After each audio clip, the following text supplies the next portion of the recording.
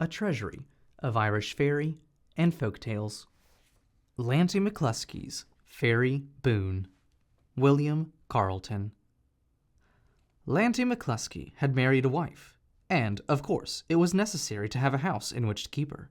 Now, Lanty had taken a bit of a farm, about 6 acres, but as there was no house on it, he resolved to build one, and that it might be as comfortable as possible. He selected for the site of it one of those beautiful green circles that are supposed to be the playground of the fairies. Lanty was warned against this, but as he was a headstrong man and not much given to fear, he said he would not change such a pleasant situation for his house to oblige all the fairies in Europe. He accordingly proceeded with the building, which he finished off very neatly, and, as it is usual on these occasions to give one's neighbors and friends a housewarming, so, in compliance with this good and pleasant old custom, Lanty, having brought home the wife in the course of the day, got a fiddler and a lot of whiskey, and gave those who had come to see him a dance in the evening. This was all very well, and the fun and hilarity were proceeding briskly, when a noise was heard after night had set in, like a crushing and straining of ribs and rafters on the top of the house. The folks assembled all listened, and without doubt there was nothing heard but crushing and heaving and pushing and groaning and panting, as if 1,000 little men were engaged in pulling down the roof. "Come," said a voice, which spoke in a tone of command.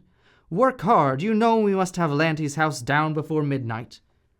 This was an unwelcome piece of intelligence to Lanty, who, finding that his enemies were such as he could not cope with, walked out and addressed them as follows.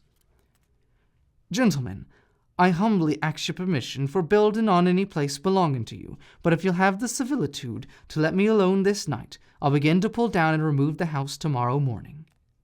This was followed by a noise like the clapping of 1,000 tiny little hands, and a shout of "Bravo, Lanty! Build halfway between the 2 white thorns above the boreen."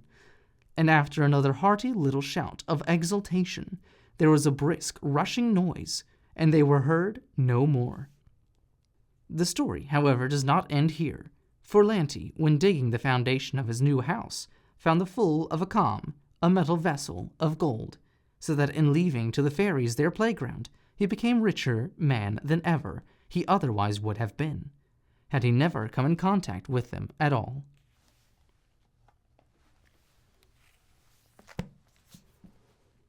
The end.